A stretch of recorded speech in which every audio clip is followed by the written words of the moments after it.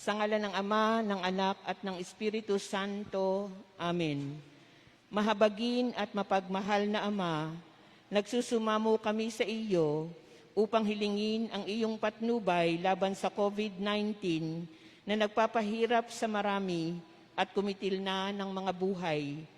Tunghayan mo kami ng may pagmamahal at ipag-adya kami sa iyong mapaghilom na kamay mula sa takot sa kamatayan at karamdaman. Itaguyod mo kami sa pag-asa at patatagin sa pananampalataya. Gabayan mo ang mga dalubhasang na atasan na tumuklas ng mga lunas at paraan upang hinto ang paglaganap nito. Nagpapasalamat kami sa mga bakunang naisulong na sa patnubay ng iyong mga kamay. Pagpalain mo ang aming mga pagsisikap na mawakasan na ng mga bakuna ang pandemya sa aming bayan. Patnubayan mo ang mga lumiligap sa may sakit upang ang kanilang pagkalinga ay malakipan ng husay at malasakit. Pagkalooban mo sila ng kalusugan sa isip at katawan, katatagan sa kanilang paninindigang maglingkod at ipagsanggalang sa karamdaman. Itinataas namin ang mga nagdurusa, makamtanawa nila ang mabuting kalusugan. Lingapin mo rin ang mga kumakalinga sa kanila. Pagkamitin mo ng kapayapaang walang hanggan ang mga pumanaw na.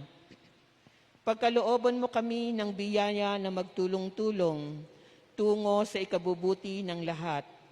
Pukawin sa amin ang pagmamalasakit sa mga nangangailangan sa pagdamay at malasakit namin sa bawat isa. Malampasan nawa namin ang krisis na ito at lumago sa kabanalan at pagbabalik loob sa iyo. Hinihiling namin ito sa pamamagitan ni Jesucristo na nabubuhay at naghaharing kasama mo at ng Espiritu Santo, Diyos magpasawalang hanggan. Amen. Dumudulog kami sa iyong patnubay, mahal na Ina ng Diyos. Pakinggan mo ang aming mga kahilingan sa aming pangangailangan at ipag-adya mo kami sa lahat ng kasamaan, maluwalhati at pinagpalang Birhen. Amen. Mahal na Birhen, mapagpagaling sa may sakit, ipanalangin mo kami. San Jose, Ipanalangin mo kami. San Rafael Arcangel, Ipanalangin mo kami. San Roque, Ipanalangin mo kami. San Lorenzo Ruiz, Ipanalangin mo kami. San Pedro Calunsod, Ipanalangin mo kami. sa ngalan ng Ama, ng Anak, at ng Espiritu Santo. Amen.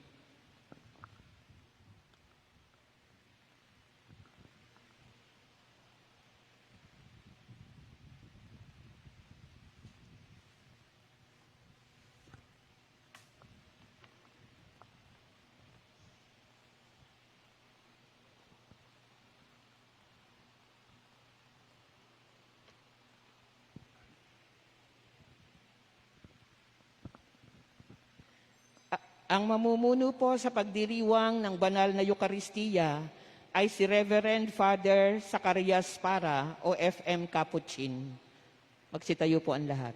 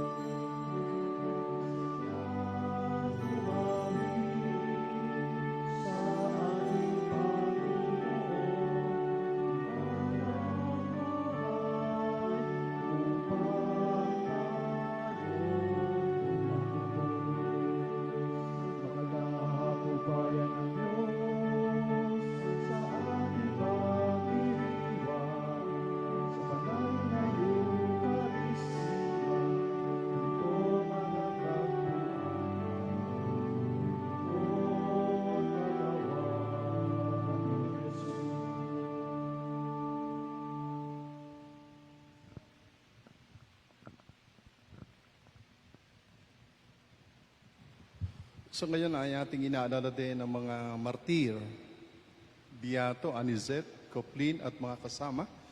Ito ho yung mga pinatay, 108 ho sila, mga religious at diocesan at mga lay people.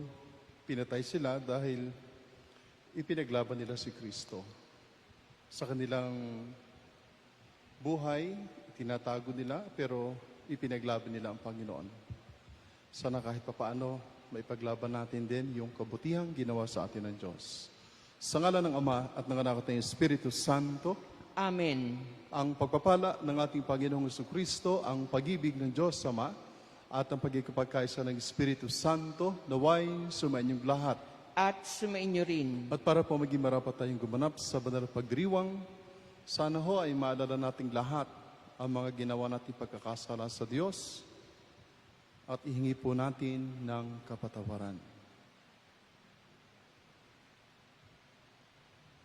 Inaamin ko sa makapangyarihang Diyos at sa inyong mga kapatid na lubha akong nagkasala sa isip, sa salita at sa gawa at sa aking pagkukulang. Kaya isinasamo ko sa Mahal na Birheng Maria, sa lahat ng mga anghel at mga banal, at sa inyong mga kapatid, na ako'y panalangin sa Panginoong ating Diyos. Kawaan tayo ng makapangyarihang Diyos, patawarin tayo sa ating mga kasalanan at patabayan tayo sa buhay na walang hanggan. Amen. Panginoon, kaawaan mo kami. Panginoon, kaawaan mo kami. Kristo, kaawaan mo kami. Kristo, kaawaan mo kami. Panginoon, kaawaan mo kami. Panginoon, kaawaan mo kami. Madalangin tayo. Ama naming makapangyarihan, kami tugunin mo sa aming kahilingan.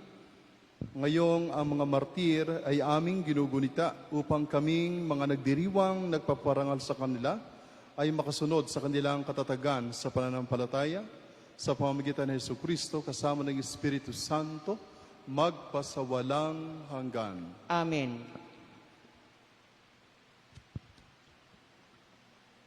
Pagbasa mula sa ikalawang sulat ni Apostol San Pablo sa mga taga-Korinto.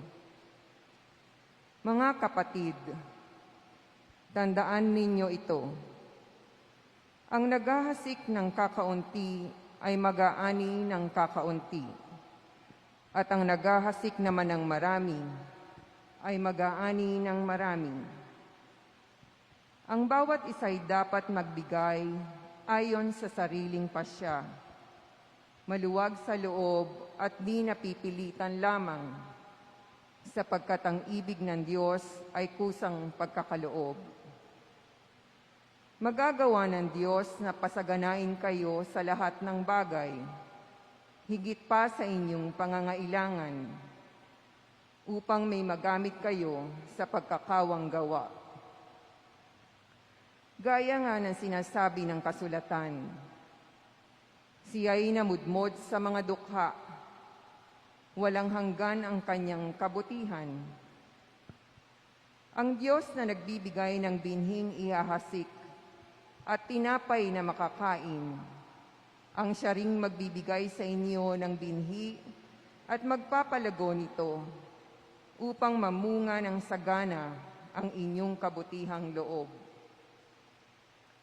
Pasasaganain niya kayo sa lahat ng bagay para lalo kayong makatulong sa marami.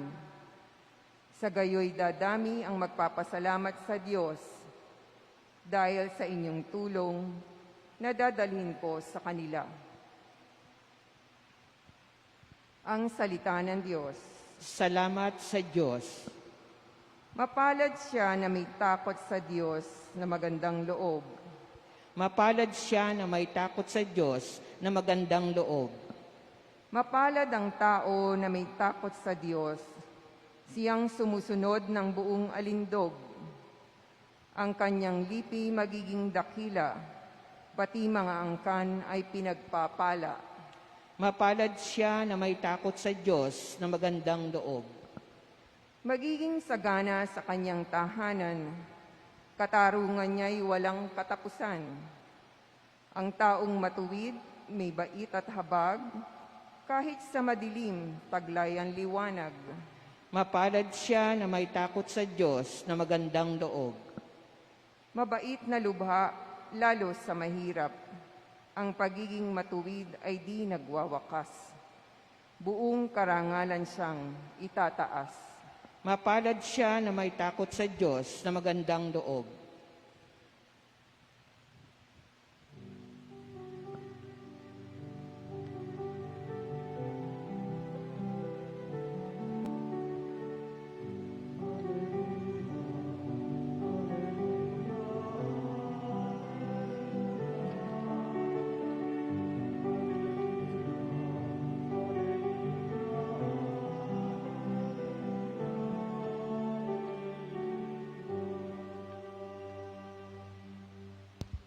Sumainyo ang Panginoon, At sumainyo rin. ang mabuting balita ng Panginoon ayon kay San Mateo. Papuri sa iyo, Panginoon.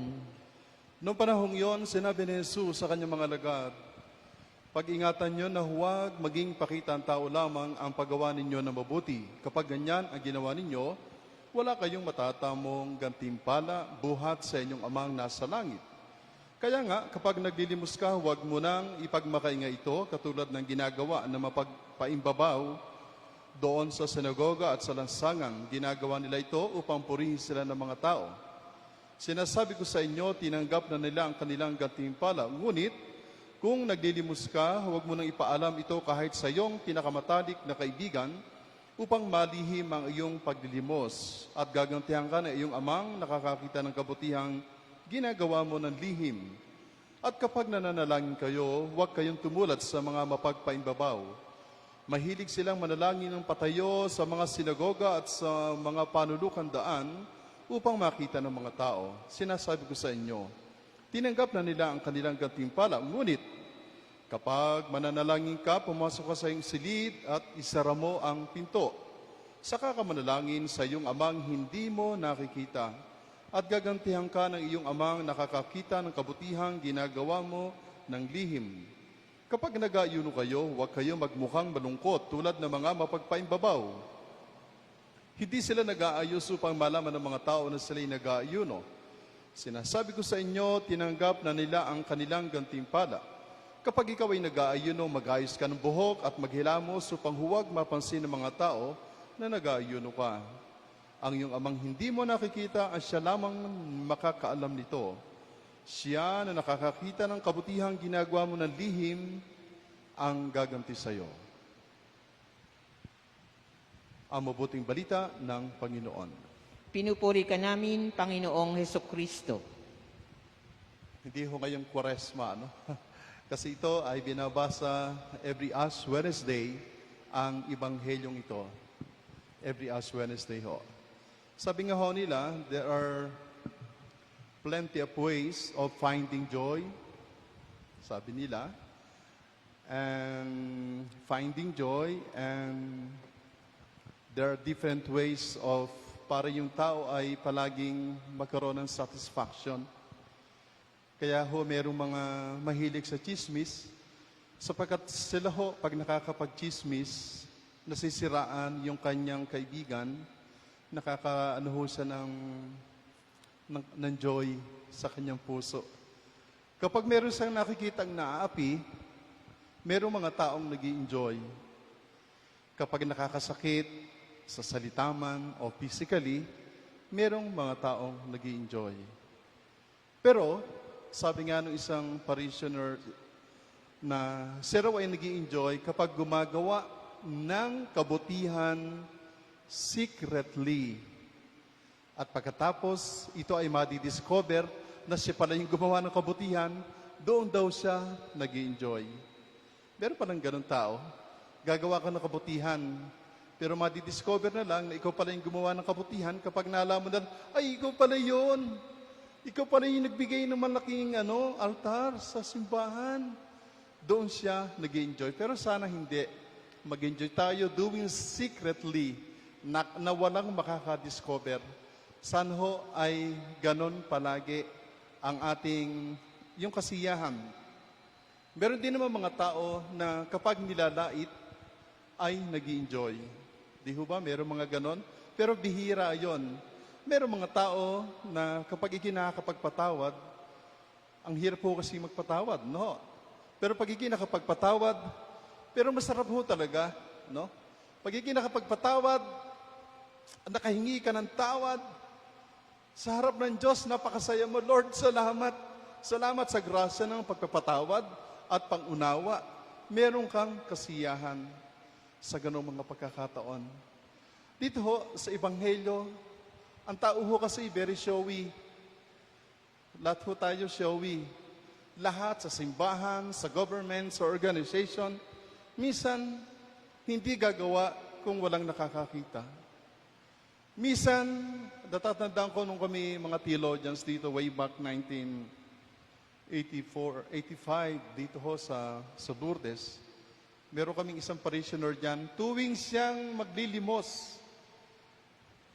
Baka nakilala nyo rin yun. Tatayo yun, kukuha ng 100 pesos, tataas pang ganon, saka ibabaksak. Meron ako kasing ganon eh. Doon naman sa sungay, pag nagbigay ng 50 pesos, hoy, 50 pesos ko sa kolektor. Tingin sukli, nahingi ng sukli, no? Pero sari-sari ho talaga. At tayo mga tao ay showy. Minsan hindi gagawa kapag hindi pupurihin. Minsan marami din ho natulong sa simbahan. Nakakatuwa naman yung iba na kapag tumulong sa simbahan, ayaw na nilang pa-mention ang kanilang mga pangalan.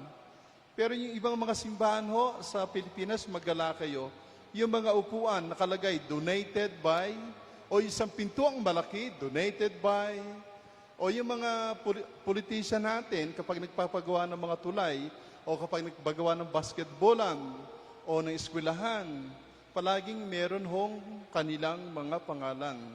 Pero sabi nga ho nila, kapag tayo ay gagawa ng kabutihan, dapat always hidden. Secretly, gawin ho natin ang mabuti sa ating kapwa. At sinabi rin dito, kapag naglibos ka ng kanang kamay, sana hindi na malaman ng kaliwa. Yung last part ng gospel, siya na nakakakita ng kabutihan ginawa mo, ng lihim ang gaganti sa'yo. Totoo ho yun. Kapag tayo'y tumulong sa ating kapwa-tao, mahirap din ho kasi naman tumulong. Kung alam mo na ang tutulong kami ng loloko. Pero pagiging nakatulong na walang nakakita at palaging ang magbibigay ng grasa sa iyo ay ang Panginoon.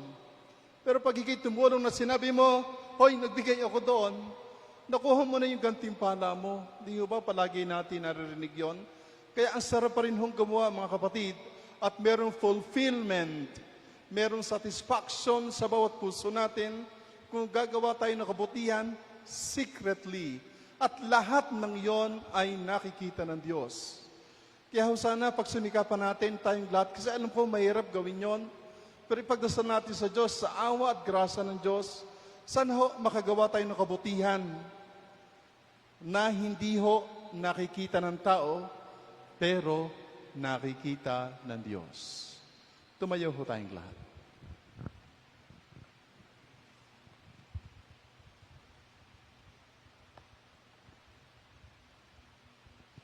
Manalangin tayo sa Diyos ng katotohanan at pag-ibig sa mga biyaya ng katotohanan at katapatan sa simbahan at sa sandaigdigan. Sa bawat panalangin ng ating tutugon, Panginoon, dinggin mo ang aming panalangin. Panginoon, dinggin mo ang aming panalangin.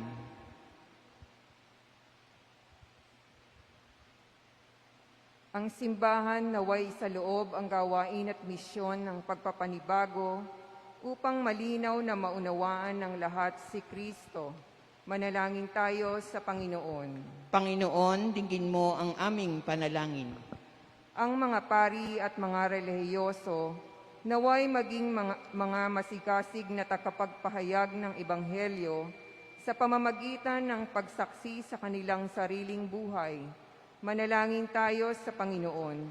Panginoon, dinggin mo ang aming panalangin. Ang mga lingkod, pangmamamayan at komunidad, naway maging tapat at hindi makasarili sa kanilang gawain ng paghahatid ng katarungan, karangalan, at pagkakaisa sa mga taong kanilang pinaglilingkuran. Manalangin tayo sa Panginoon. Panginoon, dinggin mo ang aming panalangin. Ang mga may sakit at mga nabibigatan sa buhay, naway makita ang di karaniwang pag-ibig at pagkalinga ng Diyos sa pamamagitan ng kanilang mga kapamilyang nag-aalala sa kanilang kapakanan.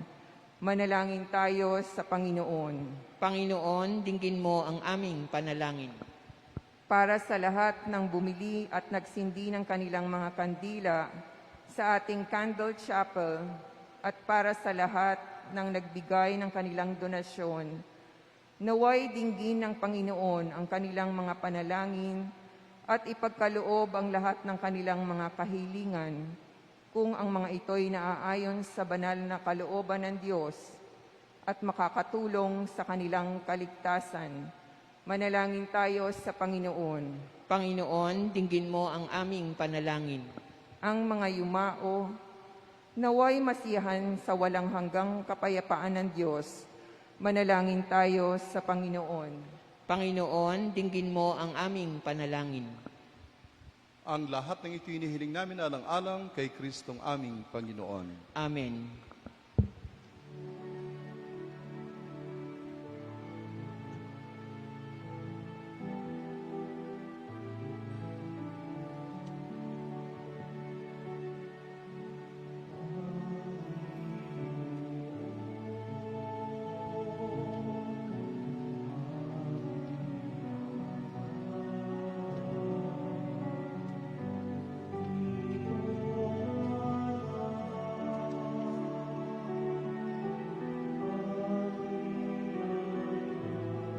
Kapuri-puri ka Diyos sa malimikas na libutan, sa kagandahang loob, narito ang aming may aalay. Mula sa buwan ng paggawa, ang tinapay na ito para maging pagkain ng bibigay buhay.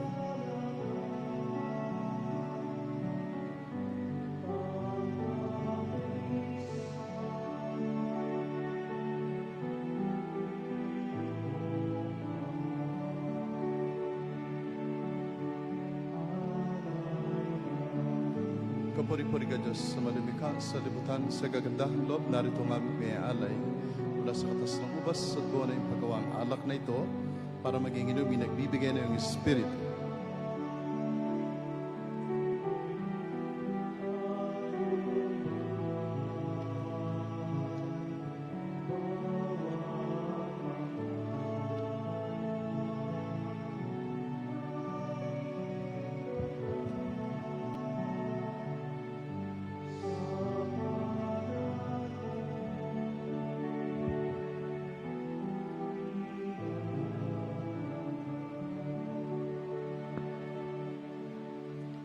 Manalangin kayo mga kapatid upang ang paghahain natin ay kalugdan ng Diyos amang makapangyarihan. Tanggapin nawa ng Panginoon itong paghahain sa iyong mga kamay, sa kapurihan niya at karangalan sa ating kapakinabangan at sa buong sambayanan niyang banal. Ama namin lumikha, tanggapin mo ang mga alay na aming inihahain, ngayong ginugunita namin ang mga banal na martir, at ipagkaloob ng aming sambahin ang ngalan mo ng may katatagan, sa pamamagitan ng Jesucristo kasama ng Espiritu Santo, magpasawalang hanggan. Amen. Sumainyo ang Panginoon. At sumainyo rin. Itaas sa Diyos sa inyong puso at diwa. Tinaas na namin sa Panginoon. Pasalamatan natin ang Panginoon natin Diyos. Marapat na siya ay pasalamatan. Ama naming makapangyarihan, tunay ngang marapat na ikaw ay aming pasalamatan. Ngayong aming kagalakan na sina Beato Anicet Cuplin at ang mga kasama ay parangalan. Siya'y kapanalig naming may paninindigan na ikaw ay ipahayag kahit siya'y namatay, sapagkat minarapat mong kanyang matularan ang iyong anak na naghain ng sariling buhay tulad ng naganap sa inyong anak. Ang dugo ng mga martir ay dumanap, hindi dahil sa katatagan likas, kundi dahil sa iyong bigay na lakas. Kaya kaisa ng mga anghel na nagsisaawit ng papuri sa iyo, na walang humpay sa kalangitan, kami nagbubunyi sa iyong kadakilaan.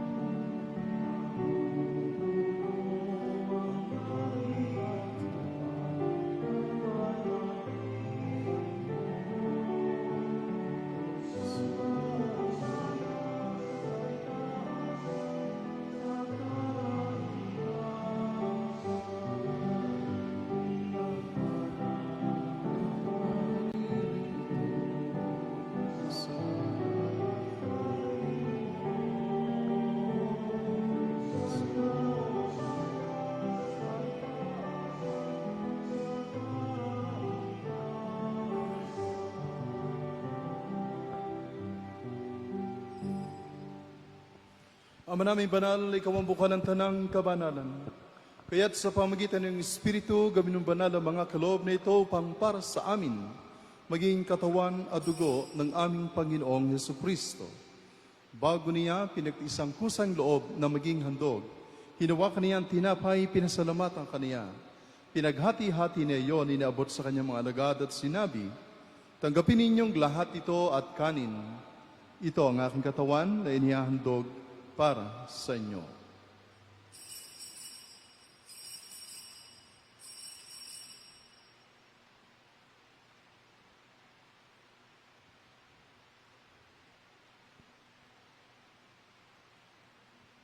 Gayun din naman, nung matapos ang hapunan, hinawakan niya ang kadis, muli kaniyang pinasalamatan. Inabot niya ang kadis sa kanyang mga alagad at sinabi, tanggapin ninyong lahat ito at inumin. Ito ang kalis ng aking dugo ng bago at walang hanggang tipan. Ang aking dugo ay ibubuhos para sa inyo at para sa lahat sa ikapagpapatawad ng kasalanan. Gawin ninyo ito bilang pag-aalala sa akin.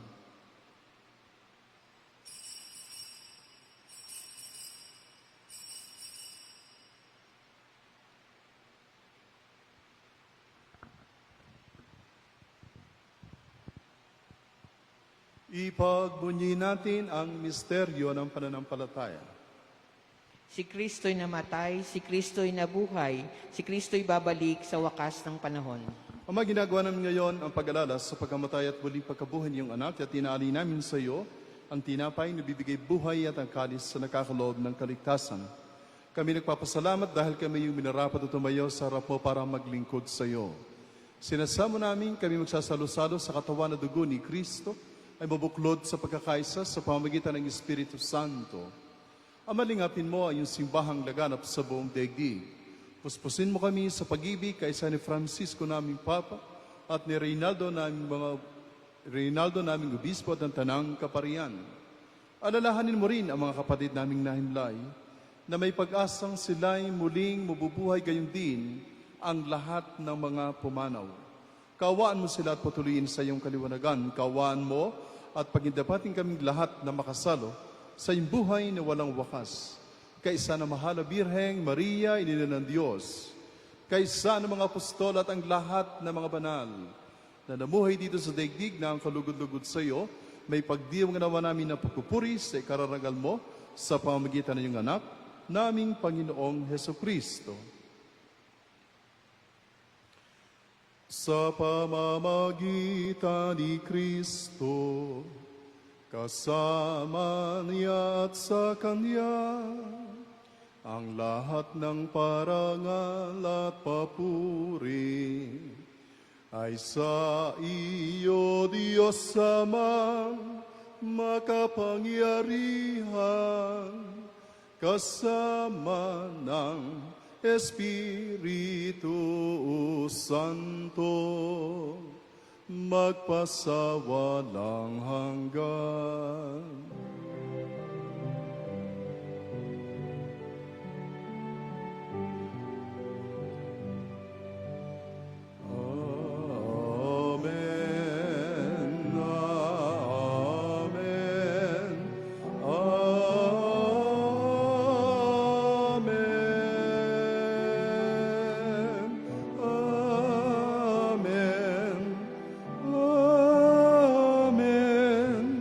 Amen. Amen. Sa tagubilin ng nakagagaling na utos sa turo ni Jesus na Panginoon natin na Diyos, ipahayag natin ng lakas loob. Ama namin, sumasalangit ka, sambahin ang ngalan mo. Mapasa amin ang kaharian mo. Sundin ang loob mo dito sa lupa para nang sa langit. Bigyan mo kami ngayon ng aming kakanin sa araw-araw. At patawarin mo kami sa aming mga sala, para nang pagpapatawad namin sa nakakasala sa amin. At huwag mo kaming ipahintulot sa tukso, at iadya mo kami sa lahat ng masama. Amen. Hinihiling namin kami iadya sa lahat ng masama, pagkalooban ng kapayapaan araw-araw, iligtas sa kasalanan, at ilayo sa lahat ng kapahamakan. Samantalang aming pinananabikan ng dakilang araw ng pagpapahayag na tagapagligtas namin sa Jesucristo. Sapagkat sa iyo ang kaharian, ang kapangyarihan at ang kapurihan magpakailanman. Amen. Panginoong Kristo, sinabi mo sa iyong mga apostol, kapayapaan ang iniwan ko sa inyo, ang aking kapayapaan ay binibigay ko sa inyo. Tunghayan mo ang aming pananampalataya at huwag ang aming mga pagkakasala. Pagkalooban mo kami ng kapayapaan at pagkakaisa ayon sa iyong kalooban, kasama ng Espiritu Santo, magpasawalang hanggan. Amen. Ang kapayapaan ng Panginoon ay laging sumainyo. At sumainyo rin. Magbigayan po tayo ng kapayapaan sa satsa. Peace be with you.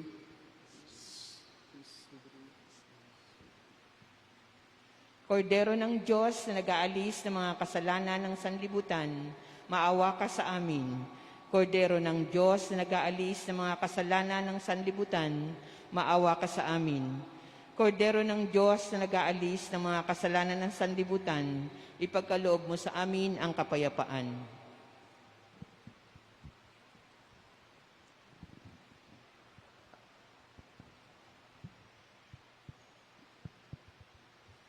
Mga kapatid, ito po si Kristo, ang anak ni Maria, ang kordero ng Diyos na nag-aalis ng kasalanan ng sanlibutan. Mapapalad ang inaanyahan sa kanyang piging.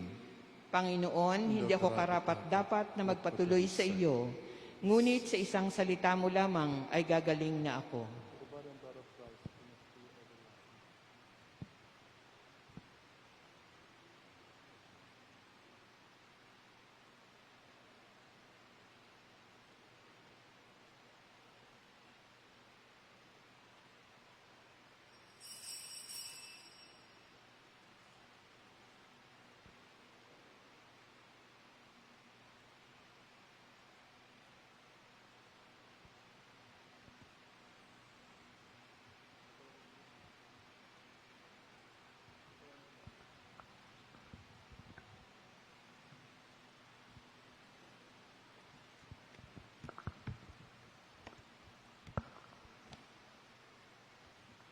Espiritual na komunyon. O Jesus ko, nananalig akong ikaw ay nananahan sa pinakabanal na sakramento. Minamahal kita ng higit sa lahat ng bagay at nais kong tanggapin ka sa aking kaluluwa. Subalit sa sandaling ito, ikaw ay hindi ko matatanggap sa banal na komunyon. Naway matanggap kita ng espiritual sa aking pagnanais na ito at pumasok ka sa aking puso. Niyayakap kita na parang naririto ka na sa akin at pinagkakaisa ko ang aking sarili sa iyo. Huwag mong hayaang ako ay mawalay sa iyo. Amen.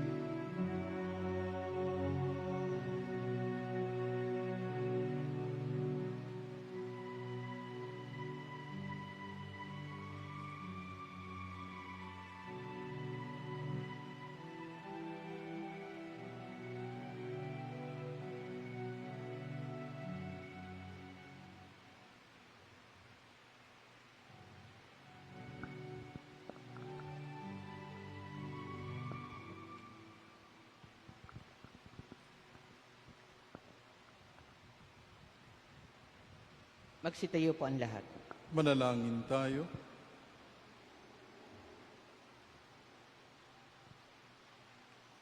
Ama naming mapagmahal, pinagnining mo ang misteryo ng krus sa mga martir mong banal, ipagalob mong kaming pinatatag ng banal na pakikinabang ay makapanatiling matapat kay Kristo sa pagmamalasakit sa tanan.